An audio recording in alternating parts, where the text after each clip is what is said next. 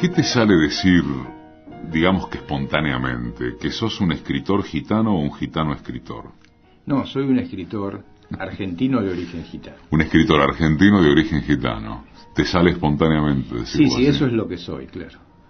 Yo no puedo diferenciar mi nacionalidad de mi identidad. Así como el sanjuanino es argentino, pero su identidad, su infancia, su marca está en San Juan. Entonces yo soy un argentino que defiende esta bandera, defiende este país y ama su identidad. Fue nómade toda su infancia y aprendió a leer y escribir recién en la adolescencia. Y hoy es uno de nuestros grandes escritores, el primer escritor gitano de la Argentina.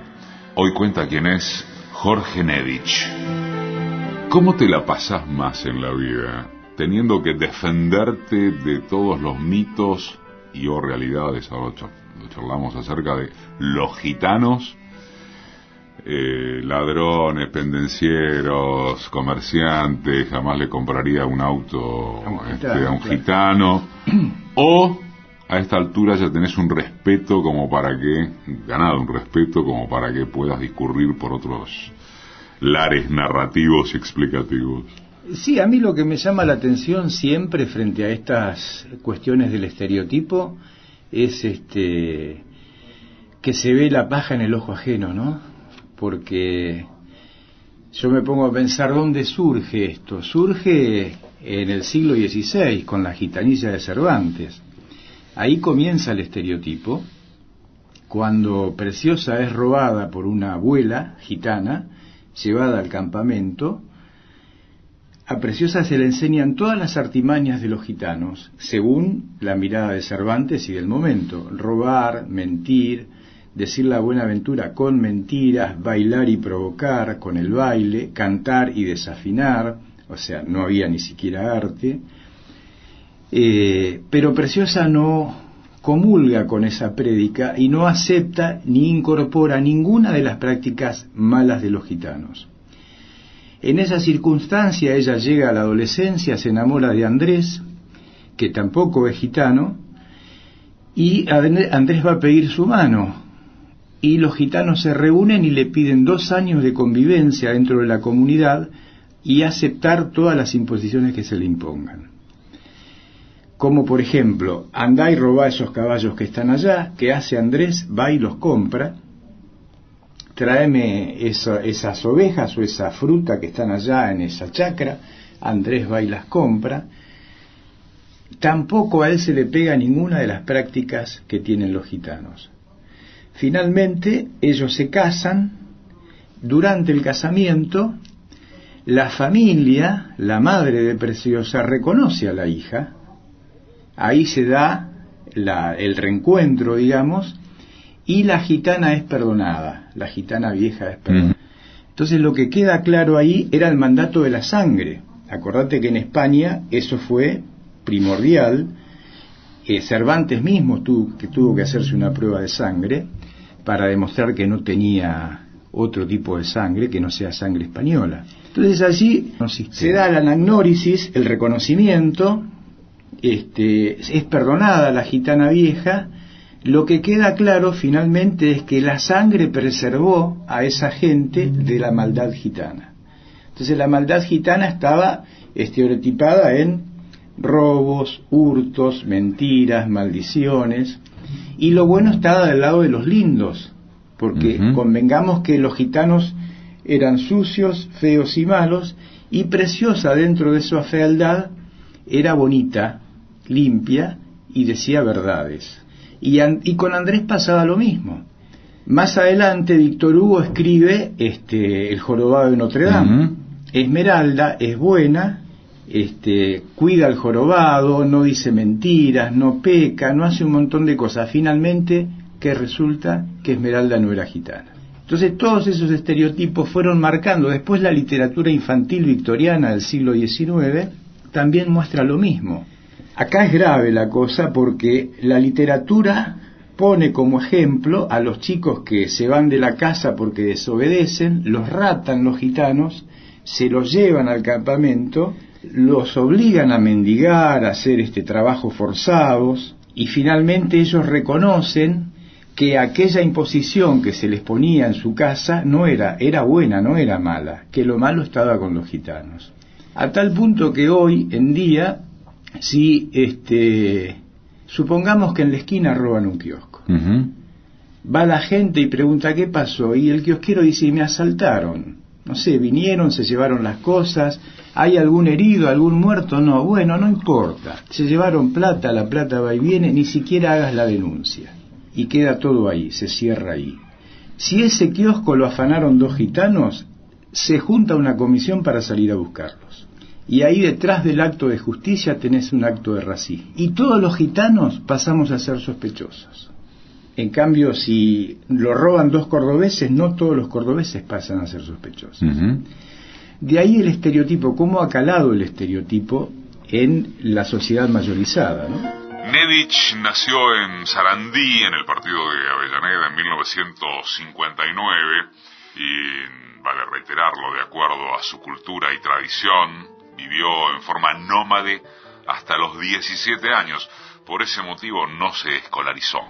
Cuando vos descubrís que tu vocación es la literaria, hay algo que no me queda del todo claro, que es cómo pudiste descubrir eso cuando hacía poquísimo tiempo que habías aprendido a leer. Bueno, mira, ni siquiera hablemos de aprender a escribir. La pregunta obra meramente de disparador, sí, no para que necesariamente contestes solo a esto, sino para que relates tu historia de vida, claro. Tu nomadismo primero, el hecho de provenir de una nación que rechazaba la escritura, claro, etcétera. Mira, en principio, dentro de la vida gitana, dentro de la cultura gitana, existe la literatura oral. Mi abuelo era narrador, y a través de las narraciones, que nosotros le llamamos poviaste, que es como la paideia de los griegos, más o menos, porque a partir de la poviaste se educa, se prepara, se allana el camino. Él contaba eso en las reuniones sociales, y yo era como, me autodenominé como su secretario, lo acompañaba cada vez que él iba a narrar o a contar alguna historia. Entonces a mí me pegó desde muy chico el hecho de querer escribir. Yo quería ser escritor y no iba a la escuela, y para mí no era un impedimento. Mucha gente me decía a mí cómo quería ser escritor si yo no iba a la escuela, y yo los miraba asombrado, como no entendiendo el problema, cuál era el problema. Y efectivamente yo ingresé a la escuela primaria 2 o 3 veces, pero como éramos nómadas, nos íbamos. Hasta que un día la directora dijo, bueno, o se queda o se va. Mi abuelo dijo, se va, y no fui nunca más a la escuela. Pero con lo que yo me había quedado, de esos días que estuve, me alcanzó como para sentir la necesidad de querer escribir. Y yo aprendí a leer, yo vendía en los trenes del ramal Roca, vendía historietas, y yo se las prestaba a los chicos que vendían conmigo, que ellos sí sabían leer. Entonces, preguntando ahí con ellos, aprendí a deletrear y después aprendí a leer. Estamos hablando de los años 60. Sí, 65, 66. Yo tenía 6 años cuando empecé a vender en los trenes. Iba con unos primos que eran mayor que yo, pero tenían 8 o 9, no es que eran adultos. Pero en esa época era otra instancia, ¿sabes? O sea, un chico en la calle era raro y era protegido. No había la peligrosidad que hay ahora. Te lo digo porque tengo uno de 12. sé de lo que hablo, ¿no? Y yo aprendí a narrar oralmente. Por ejemplo, hay un relato oral muy lindo que yo suelo usar y que dice lo siguiente: hace muchos años Dios se peleó con un gitano, le pegó un revés, el gitano cayó del cielo, dio vueltas en el aire y cayó en el noroeste de la India. Dios tiró su mujer, después tiró su carromato, el gitano agarró a su mujer, agarró su carromato, los puso sobre el macadán y empezaron a recorrer el mundo. De día fabricaban fuentones, pailas y jofainas, de noche fabricaban hijos. Y así el carromato se fue llenando de cacharros y de hijos. Y cada vez que el carromato pegaba un barquinazo, traían 3 o 4 cacharros y 3 o 4 hijos. Y así se fue llenando el mundo de gitanos. Eso es, como le llaman ustedes ahora, Poviaste. Entonces, a partir de eso, mi abuelo, con una historia divertida, simpática, nos mostraba cómo era que estábamos en todas partes del mundo. En el único lugar, uno de los pocos lugares donde no hay gitanos es Mónaco. No tenemos tanta... El único lugar del mundo donde no hay gitanos. Sí, tanta charmé, viste, tanto lo ve, tanta plata, como para vivir ahí. ¿Extrañas algo del nomadismo? No el nomadismo, sino algunas sensaciones. O sea, mira, la escuela es la primera institución represora que recibe el chico durante la infancia. Allí al chico se le suprime un montón de cosas, porque hay un programa que mira un lineamiento político del ciudadano que se quiere para un país y está encaminado hacia el mercado para que forme parte de un eslabón, sea un engranaje más, pero no tiene herramientas para pensar. La educación de hoy se ha masificado tanto que el chico no recibe herramientas para pensar. Hay un diseño de ciudadano que establece la currícula y una función dentro del mercado. Por lo tanto, la represión es tremenda. Yo lo vivo con mi hijo, con las exigencias que tiene la escuela para él. Soy docente de nivel secundario y universitario, sé lo que estoy diciendo, y a mí me preocupa mucho cómo está la educación, muchísimo. No se crea ciudadanos, no se le ayuda, no se le enseña a pensar a los chicos, no se les da herramientas. ¿Y en ese sentido qué extrañas del nomadismo, de vivir de carpa en carpa, de lugar en lugar? La sensación de libertad. La sensación de libertad que yo tuve durante mi infancia no la tengo ahora en los ámbitos académicos. Y no la tienen los chicos que educo. ¿Y qué no extrañas? ¿Con qué te sentís cómodo de esta sensación de, si no es de libertad, de qué? Claro, me siento cómodo con las posibilidades que ofrece el mundo moderno. Digamos, el problema que tiene el gitano es que por no haber tenido acceso a la educación formal, ha caído en la marginalidad. Una marginalidad a la que fue empujado por las persecuciones, más de 40 intentos de genocidio. El gitano tiene en su cuerpo social todas las formas de represión inventadas por el hombre, que además las reproduce porque discrimina mucho, porque es lo que mamó siempre, no puede generar otra cosa. Y eso dentro de la comunidad lo padecen mucho más los chicos y las mujeres, con esta posibilidad de no educarse. ¿No cambió nada cuando después de la Segunda Guerra se producen cambios demográficos, geográficos, que los obligan a integrarse de alguna manera? Bueno, hasta mediados del siglo XX, el 90% de los gitanos no sabía leer, ¿correcto? Sí, sigue siendo igual la cifra, ¿eh? Ah, ¿sigue siendo igual? Sigue siendo igual, sí, no cambió. ¿Y qué cambió? Lamentablemente, si vos lo ponés en un contexto macroeconómico a nivel mundial, la humanidad ha sufrido una regresión en muchos puntos. Por ejemplo, vos tenés cifras recientes, ¿no?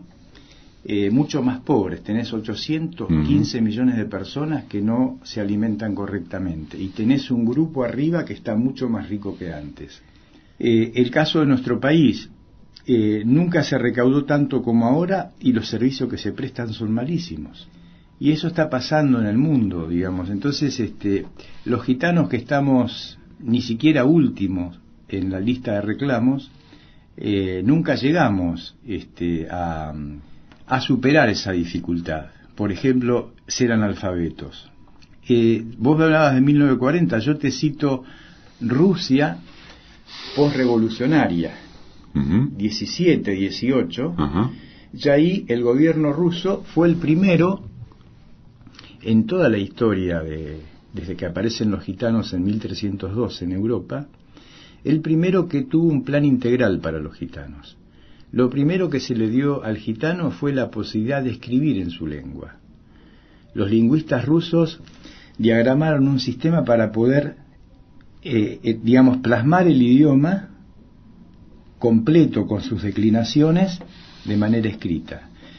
Los gitanos, al ver su idioma escrito, al poder utilizarlo, empezaron a escribir y empezaron a contar sus historias.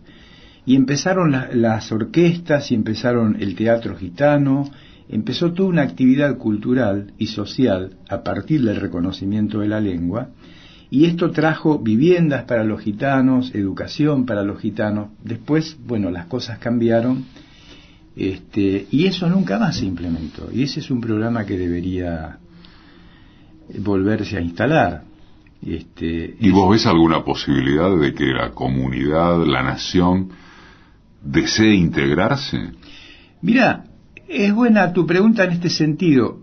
Siempre se ha dicho eso con respecto de nosotros. Si nosotros deseamos, si nosotros queremos, si nosotros nos avenimos. Y la verdad que esa siempre ha sido una expresión que han usado para no darnos la posibilidad de hacerlo.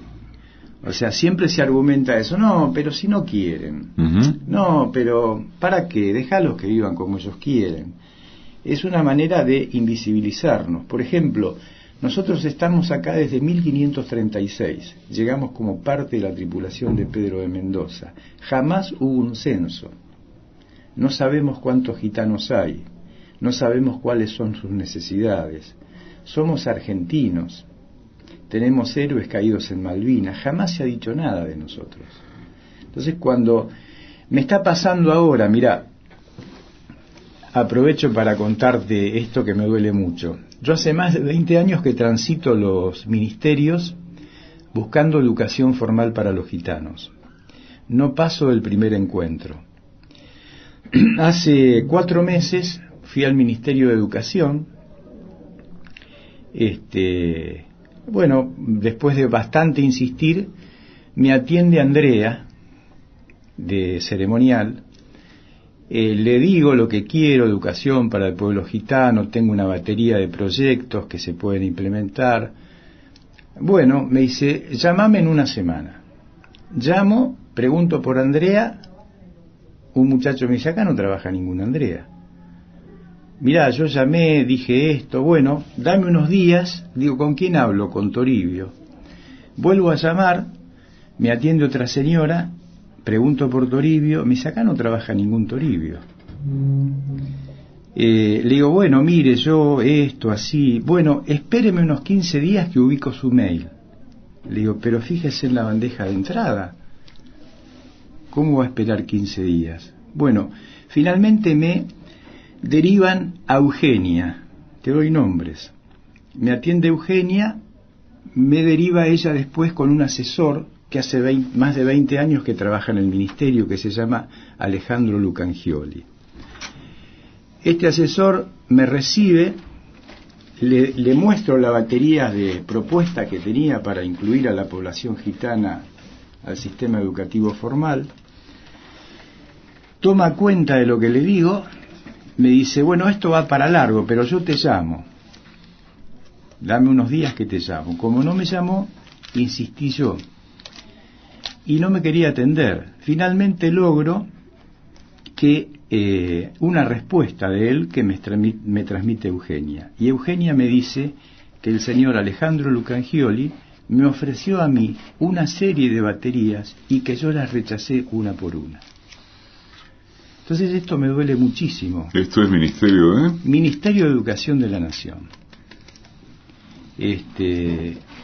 Esto me duele muchísimo porque justamente cuando se habla de nosotros se dice que no queremos la educación, que no queremos educarnos, no queremos ser parte, y la verdad que no es cierto. Es a los 39 años cuando Jorge Nedich se inscribe en la Universidad Nacional de Lomas de Zamora, con un caso que sentará jurisprudencia a nivel nacional y del que después hablará. Toda esa batería de proyectos, ¿la presentaste en algún grado de consumo tras algún tipo de debate con gente de la nación gitana?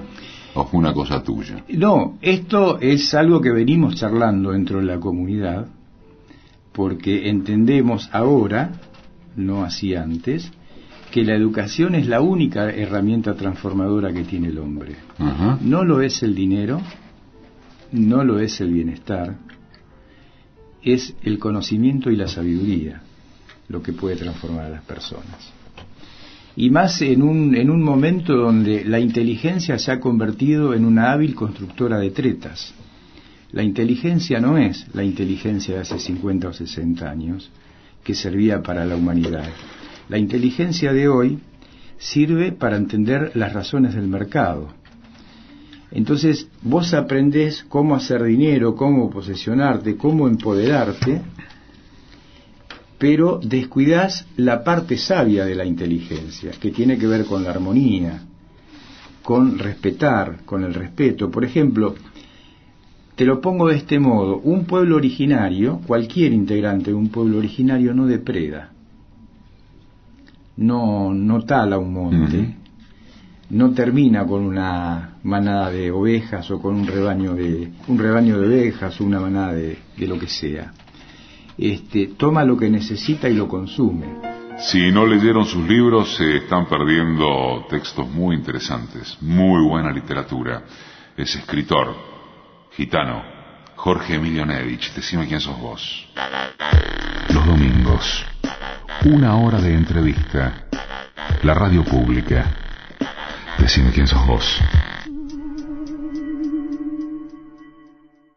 En alguna nota de hace no tanto, dijiste: el pueblo gitano no tiene más remedio que ir cediendo en sus pretensiones de mantenerse al margen de la sociedad, y que la integración va llegando de la mano del matrimonio mixto. Sí. Que es muy fuerte el trasvasamiento cultural que hacen las mujeres. Sí, enorme. Es que la humanidad se ha desarrollado así. Pero acá hay mucho mito también, Jorge. A nadie se le ocurre que una gitana se casa con un no gitano. Se casan, y se casan al revés también. El matrimonio mixto ha enriquecido. De hecho, nadie ha conservado la pureza. Digo, ese es un mito. No hay seres puros. Los últimos estudios genéticos han demostrado nuestra pertenencia al noroeste de la India en un 20%, pero el resto es mezcla. Así que no hay seres humanos arios. Sí, mirá, no solo eso, no solo los matrimonios mixtos. La televisión es un elemento educativo de pésima calidad, pero elemento educativo para la comunidad gitana. A tal punto que, por ejemplo, los nombres con que llegaron los gitanos en la segunda migración a partir de 1870 eran Mitre, Yanco, Gogich, y ahora los nombres son los nombres de los artistas que están en la tele. Yo tengo un sobrino que se llama Roberto Carlos. Déjame decirte esto, digamos, como quedamos a expensas suspensos, mejor dicho, de la aceptación, y esto lo digo con conocimiento de causa. Yo trabajo en escuelas desfavorecidas de la provincia de Buenos Aires. Allí, Fiorito, Budge, Villa Albertina, esa es mi zona. Hay una comunidad boliviana muy fuerte y una comunidad paraguaya menor en esa zona. Pero los chicos paraguayos y bolivianos se concentran en algunas escuelas, porque si salen de ahí, te lo digo literalmente, los cagan a trompadas. No los quieren. Imagínate un chico gitano ahí. Entonces, la escuela recibe a todo el mundo, pero no puede contener. Y además ha dejado de hacer las funciones que tiene que hacer, que es educar. La escuela ahora cuida. Nosotros no estamos para cuidar en términos paternales, estamos para educar. La primera novela de Jorge Nedich es Gitanos para su bien o su mal, galardonada en Italia con el segundo premio en un concurso internacional, el Amico Rom. Le sucedieron Ursari, Leyenda Gitana, que fue la finalista del premio Planeta, al igual que El aliento negro de los romaníes, traducida al italiano, húngaro y portugués. Contá la historia de cuando te presentás a la universidad, que además es un caso que sienta jurisprudencia. Bueno, mira, en el año 99 yo tenía 2 novelas publicadas, una de ellas premiada, y ya los talleres literarios, yo había hecho muchos talleres, y ya daba talleres yo. Entonces me quedaba ir por más, y se me ocurrió presentarme apelando a una ley que se llama la Ley Duhalde, que permite al mayor de 25 que no terminó el secundario cursar una carrera previo examen de ingreso. Me presenté, llevé todo lo que tenía, lo édito y lo inédito, lo metí en una caja y presenté eso, y me dieron 4 libros que tenía que leer y presentarme después en un tiempo, un mes creo que era, a dar el examen. Leí los libros, preparé el examen, me presenté, lo aprobé, y después me mandan alumnos a hacer la ficha. Uh-huh. ¿Esto era para estudiar? Letras. Entonces me preguntan, bueno, ¿en qué edad dejaste el secundario? Le dije, no, yo no hice el secundario. ¿Qué hiciste la primaria? No, tampoco. Entonces ahí le cuento que yo, bueno, vengo de una familia de gitanos y que no me escolaricé.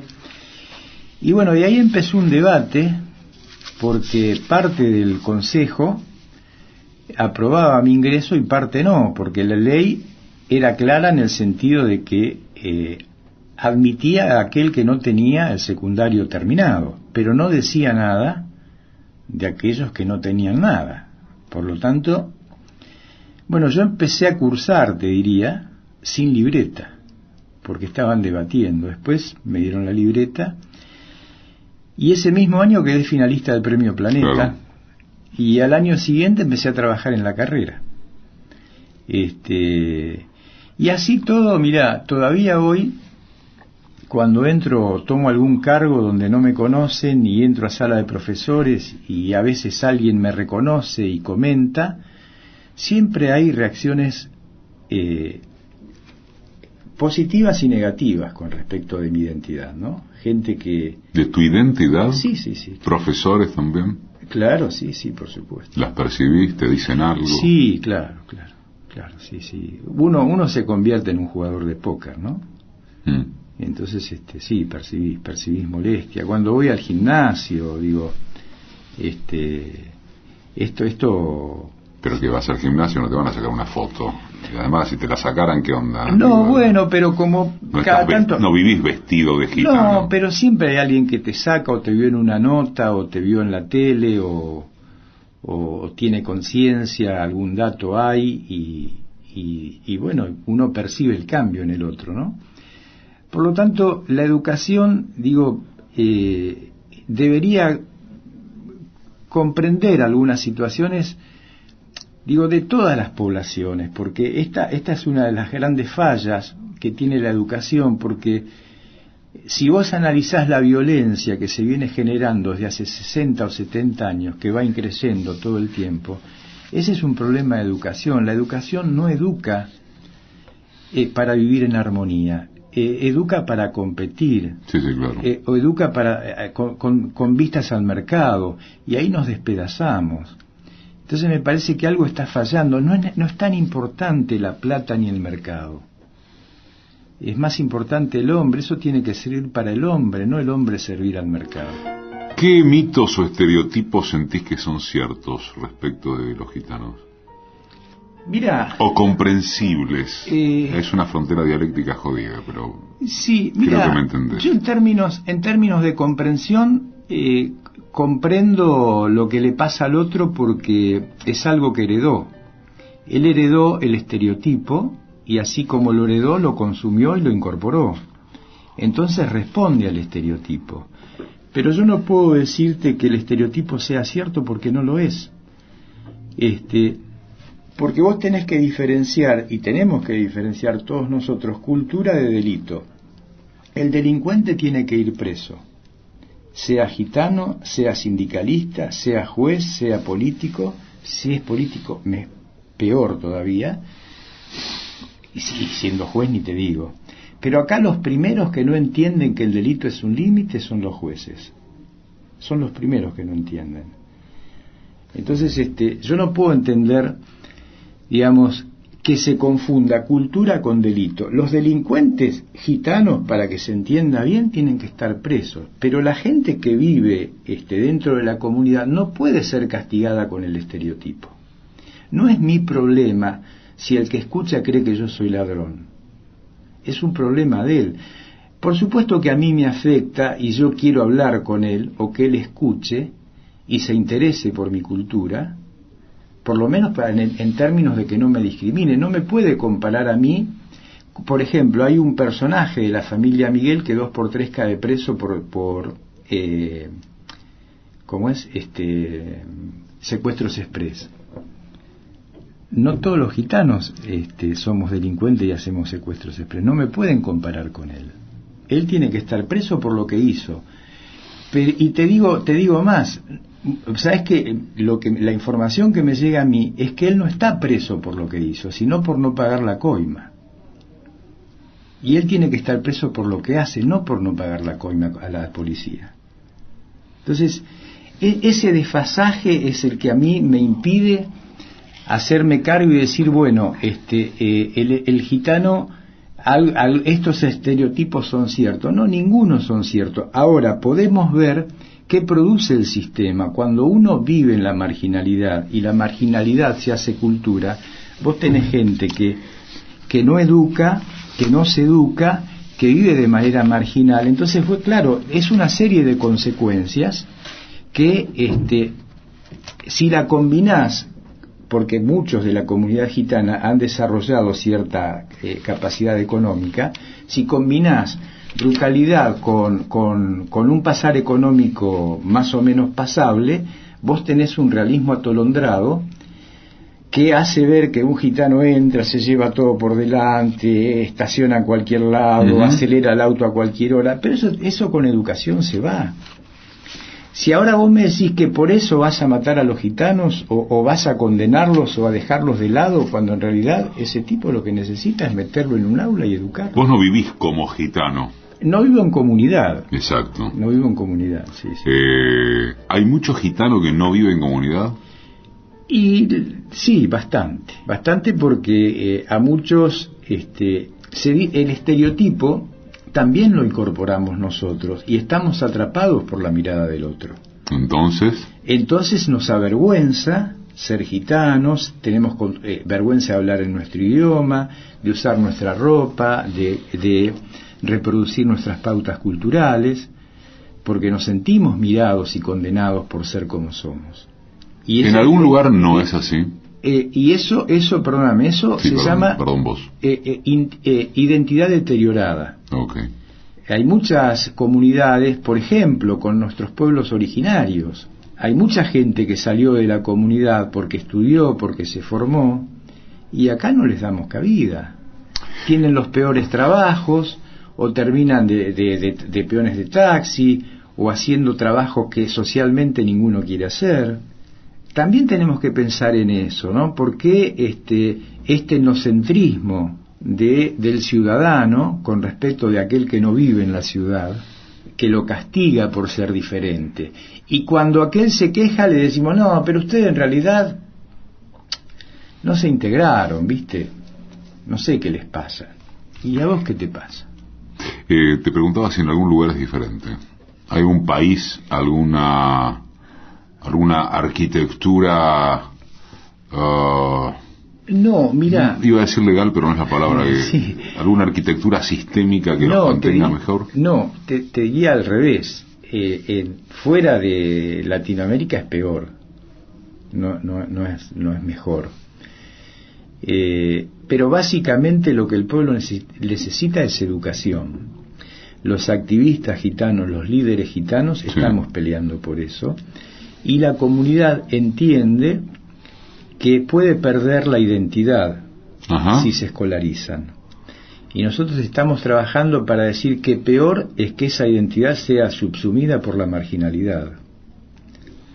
Entonces estamos en esta discusión, pero no tenemos de parte del gobierno ninguna mano, y lo que te acabo de contar del Ministerio de Educación es así como te lo cuento. ¿Cualquier gobierno? Yo hace más de 20 años que transito y es la primera vez que hablo con un asesor. Antes ni siquiera había hablado con un asesor. Iba, explicaba, me decían, bárbaro, ya te llamamos, porque ellos te reciben y te escuchan, pero después se olvidan. Ahora cuando nos tienen que cobrar algo, nos encuentran enseguida, para otorgarnos derechos como al resto de los argentinos, no. Yo fui parte del último censo y yo dije, bueno, a ver si hay algún ítem acá que pregunte por, no solo por los gitanos, por cualquier otro pueblo, porque acá hay muchos pueblos. A qué comunidad pertenece, a qué etnia, algo, ¿viste? Como para que vos tengas un registro y después ir a las causas, porque todos los pueblos tienen necesidades. ¿Cuál es tu mejor libro? Mira, a mí el que más me gusta son los últimos dos. El alma de los parias, que publicó Ediciones de la Flor, que lo consideraron como una de las mejores novelas de 2014, y el último, Fisura. El erotismo de un adolescente distinto. Sí, ¿no? que es un relato erótico muy picante y que a mí me sirvió para descansar un poco, ¿sabes? De los gitanos, y hacer otra cosa. Entonces construí un personaje marginal que vive en una plaza pero quiere volver a reinsertarse dentro de la sociedad, y lo único que hace es cavarse la tumba cada vez más profunda, ¿no? Cuando dijiste que tuviste que te hacía falta descansar de los gitanos, que claro, lo dijiste con una con alivio, picardía aliviada, ¿de qué sentiste que tuviste que descansar más? Mira, yo publiqué 13 libros, 5 infantiles, me gusta mucho trabajar para chicos, y los otros, salvo 2, el Pepe Firmenich, que publicó Ediciones Ben en el 2003, y este último, que es una novela erótica. Los otros 5 es sobre la comunidad gitana, 4 de manera novelada, o sea, situaciones típicas de la vida cotidiana puestas en la comunidad gitana. Entonces vos ves empatía, porque lo que le pasa a los tipos es lo que te puede pasar a vos, y mechado con esa trama cotidiana aparecen las pautas culturales, como para enriquecer un poco la narrativa. Y me adscribo dentro de la estética del realismo, presento denuncias, situaciones sociales conflictivas que merecen una mirada, una revisión, pero también es un laburo de militancia, una militancia crítica hacia mi comunidad, lo que me vale por ahí el menosprecio de un sector enorme de la comunidad porque no acepta. ¿Sector enorme? Sí, la mayoría sí. A mí me ven un poquitín mejor los más chicos. La gente de mi edad o mayor que yo...